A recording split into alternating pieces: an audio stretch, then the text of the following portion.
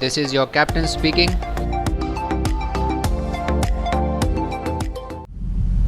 Big container is being berthed alongside forward of our vessel.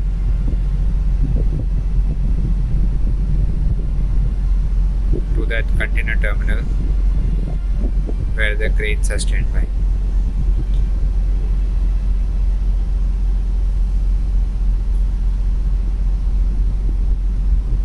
Ours is a LPG tanker. Right now discharging operation is going on.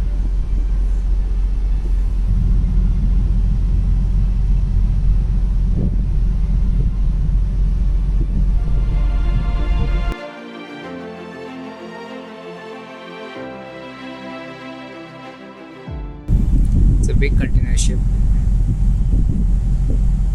more than 300 meters long. At the moment this is a flood tide, so that is why the vessel is turning, and she will be heading the tide and going alongside with the help of the tugs. The vessel is being taken to the berth with a slow speed, slowly heading to the tide and going alongside with the help of tugs.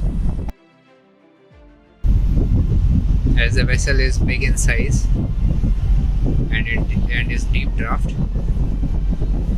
that is why 3 tugs are being used to take her alongside.